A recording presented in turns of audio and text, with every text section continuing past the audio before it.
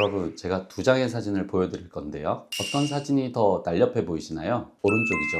이거 수술도, 성형도, 심지어 교정도 안 한 전후 사진인데요. 이분 정말 딱 한 가지, 혀 위치만 바꿨는데 이렇게 변화하신 거거든요. 실제로 제가 이거 무턱인 환자분들께 교정 전 가장 먼저 알려드리는 방법인데요. 교정 안 하셔도 됩니다. 이것만 해주시면 뭉툭했던 턱이 날렵해지고 이중턱이 사라지고 얼굴형이 예뻐지실 겁니다. 그럼 시작할게요.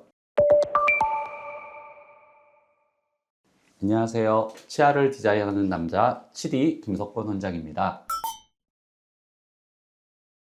혀 위치 하나로 내가 원하는 얼굴이 될 수는 없지만 혀 위치가 안 좋기 때문에 얼굴형이 둔하고 뭉툭하고 무턱이 되고 돌출이 되고 얼굴형이 변하게 됩니다. 정확히 얘기하면 혀 위치 때문에 얼굴형이 변한다기보다는 혀가 처져 있는 현상은 입으로 쉬는 구강호흡, 즉 구호흡을 하는 상황을 얘기합니다. 구호흡을 하게 되면 얼굴형이 안 좋게 변해지고 건강에 적신호가 생기는데요. 아데노이드 페이스라는 말을 들어보셨나요? 아데노이드란 말이 좀 생소하실 수 있는데요. 아데노이드는 코에서 기도로 넘어가는 상기도에 있는 면역기관입니다. 편도라는 말은 많이 들어보셨죠? 편도도 하나의 면역기관이고요. 이런 것들이 우리의 세균들이라든지 먼지들을 걸러줘서 몸을 건강하게 만들어주는데요. 어릴 때는 아데노이드가 많이 부어 있다가 한 7세 이후에 서서히 가라앉게 됩니다. 하지만 어릴 때 특정한 환경에서 아데노이드가 비대하게 되면 호흡이 곤란해지는 상황들이 생깁니다. 이런 것들은 엑스레이를 보면서 저희가 판단을 할 수 있는데요. 그렇게 되면 이 친구는 살기 위해서 어쩔 수 없이 코로 숨을 못 쉬고 입으로 숨을 많이 쉬게 되는데, 이런 경우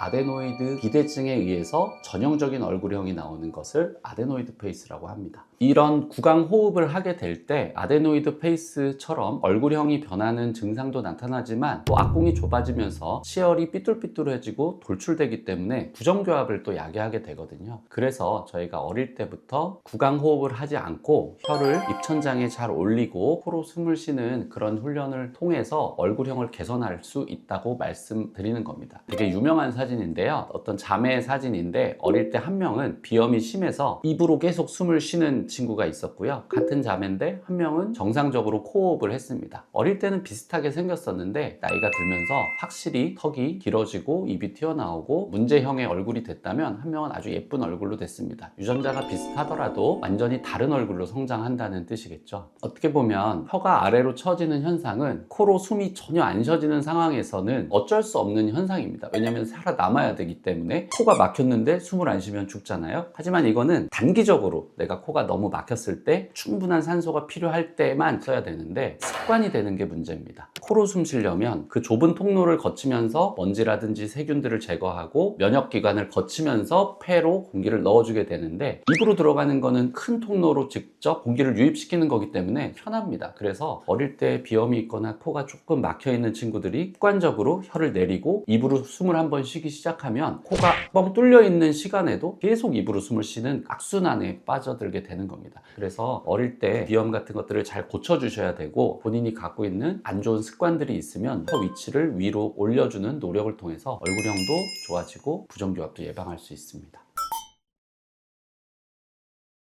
수년 전에 뮤잉이라는 내용이 많이 인터넷상에도 유튜브상에도 유행을 했던 적이 있습니다. 그것도 치과 의사가 적절한 혀의 위치를 정의해 준 내용을 가지고 훈련법을 말씀드린 거지만, 더 크게 보면 OMFT라 그래서 혀, 입술 그리고 얼굴 전체의 안면 근육을 올바르게 성장하기 위한 방법들을 교육하고 있습니다. 이 중에서 올바른 혀의 위치를 말씀드리자면, 혀라는 것은 보통 여기 아랫부분에 위치한다고 생각하게 마련인데요. 사실은 혀의 기본적인 위치는 입천장에 이렇게 붙어 있는 게 좋습니다. 보통 제가 혀를 올리세요라고 하면 대부분 이렇게 혀끝만 가지고 올리는 경우가 많은데, 혀 등 전체를 입천장에 압착하듯이 살짝 밀어주는 게 중요합니다. 제가 치과대학 처음 갔을 때 교과서를 보면 올바른 구강 위치라는 내용이 나옵니다. 거기에 이런 얘기가 나오는데요. 입을 벌리고 있으면 대부분의 사람들은 입으로 숨을 쉬거든요. 그래서 입술은 살포시 다물고 혀는 입천장에 지그시 올려서 밀어 붙여주고, 이때는 치아에 닿는 게 아니라 입천장에 닿는 것입니다. 됩니다. 그리고 어금니는 한 1, 2mm 정도 살짝 띄고 있어야 됩니다. 이게 올바른 구강 자세라고 하는데요. 마치 우리가 정형외과에 가면 허리를 똑바로 펴고 어깨를 펴고 자세를 똑바로 하는 것과 마찬가지로 혀와 치아 교합과 입술을 올바르게 하고 살아야 부정교합도 예방하고 예쁜 얼굴형도 만들 수 있고 건강도 지킬 수 있는 것입니다.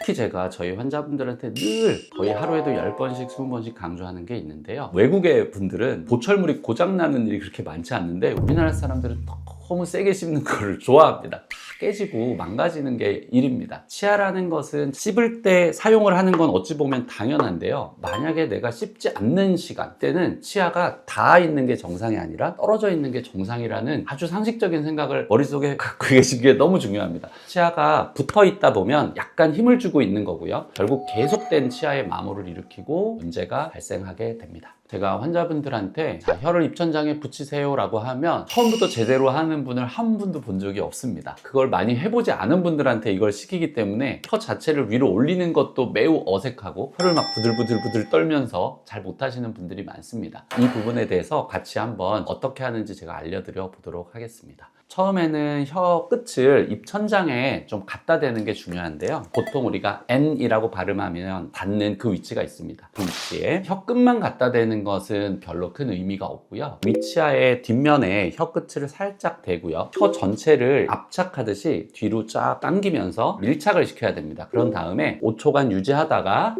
하고 팝 하면서 쫙 떼는 이렇게 그런 느낌으로 훈련을 계속하면 퍼핑 훈련이라고 합니다. 꾸준히 반복하면 혀를 위로 들어 올리고 얼굴형이 변하는데 굉장히 도움이 되겠습니다. 그리고 사실 얼굴형이 예뻐지기 위해서 혀만 가지고 모든 게 개선되지는 않고요. 얼굴의 안면 근육들이 적절하게 기능을 하고 또 훈련이 돼야 되는데요. 사실 막 안면 근육을 올려라 내려라 하는 게 너무 어렵잖아요. 그래서 성장기 교정 치과연구회에서 한국인들에 맞는 안면 근육 훈련법을 알려드리고 만든 자료가 있습니다. 어릴 때부터 입 풀기 할 때 아에 이오 우 발음 훈련할 때 하던 게 있잖아요. 이걸 응용해서 저희가 만든 방법이 있습니다. 첫 번째는 아인데요. 최대한 입을 크게 스트레칭 해주는 거고요. 5초씩 하면 되는데 꼭 이렇게 소리를 내실 필요는 없고요. 최대한 스트레칭 해주고요. 두 번째는 에라는 동작인데요. 이거는 혀를 앞으로 최대한 빼주는 겁니다. 아까 팝핑 훈련은 혀를 위로 올려주는 거지만 에라고 하면서 혀를 앞으로 쭉 내면서 역시 이것도 혀의 힘을 키워주는 하나의 동작이 되겠습니다. 그리고 이라고 하면서 입꼬리를 귀 방향으로 이렇게 마스크 건다고 생각하면서 최대한 올려줍니다. 그래서 어릴 때부터 입꼬리를 거상하는 연습을 하면서 이라고 스트레칭을 옆으로 해주게 되고요. 그리고 오는 윗입술이 너무 말려 올라가거나 짧은 사람들은 입술이 돌출돼 보이거든요. 입술이 두꺼워지고 이럴 때 최대한 윗입술을 이렇게 내리는 방향으로 오라고 인중을 쭉 스트레칭 시켜주는 것입니다. 그리고 우는 입술을 최대한 앞으로 모아서 우라고 하면서 앞쪽으로 내미는 힘을 키워주고요. 입 둘레근이라고 해서 구강 주변의 근육들을 전반적으로 스트레칭 시면서 힘을 키워줍니다. 구강호흡을 하는 친구들은 혀에 힘이 없을 뿐만 아니라 입 주변 근육도 다 기능이 저하되어서요. 억지로 힘을 담으니까 턱 끝에 이렇게 몽우리 주듯이 힘이 들어간다든지 이상한 표정이 지어진다든지 하는 경우가 많거든요. 그래서 이런 입 주변 근육 훈련을 어릴 때부터 잘 해주면 입을 잘 편안하게 담을 수 있고 혀가 적절하게 위로 올라가고 훨씬 좋은 기능들을 할 수 있게 되는 것입니다.